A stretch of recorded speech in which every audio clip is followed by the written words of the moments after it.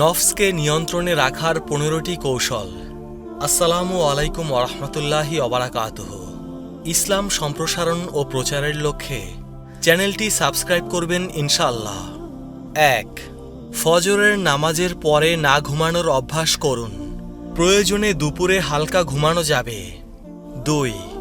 দিনে সর্বোচ্চ 3 বার খাবার অভ্যাস করুন।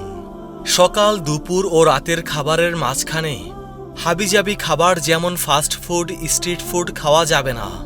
ক্ষুধা লাগলে খেজুর, আপেল এগুলো খাওয়া যায়। 3.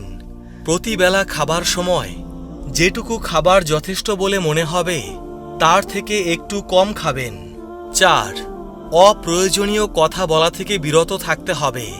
কোনো মন্তব্য করার আগে একবার চিন্তা করুন, এই কথাটা আপনি না বললে কি কোনো লস আছে? কথাটা কি অবশ্যই বলতেই হবে? যদি নিজের অন্তর বলে না বললেও সমস্যা নেই, তাহলে ওই কথা আপনার মুখ দিয়ে বের করার কোনো প্রয়োজন নেই। 5. সকাল সন্ধ্যার জিকির আজকার পাঠ করুন। 6.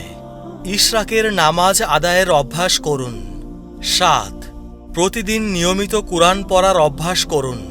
হতে পারে 1 রুকু থেকে 1 পারা, যে কোনো পরিমাণ। 8. ঘুমের পরিমাণ কমাতে হবে। 9.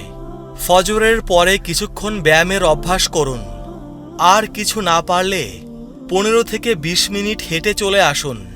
এরপর গোসল করে ইশরাকের নামাজ পড়ার অভ্যাস করুন। 10. দৃষ্টি অবনত রাখুন।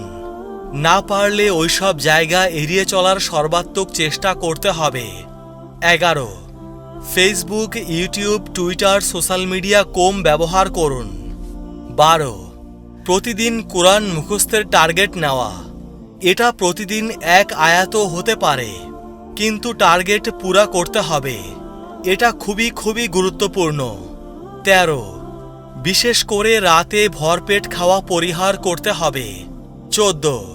রাতে ঘুমানোর পূর্বে অজু করে 2 রাকাত নামাজ আদায় করে নিন এবং ঘুম না আসা পর্যন্ত আস্তাগফিরুল্লাহ পড়তে থাকুন।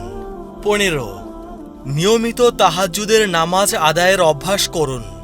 ইনশাআল্লাহ আল্লাহ রাব্বুল আলামিন আপনার অন্তরকে প্রশান্ত করে দেবেন। আল্লাহ রাব্বুল আলামিন আমাদেরকে এই সকল আমল করার তৌফিক দান করুন। সবাই কমেন্টে লিখব আমিন।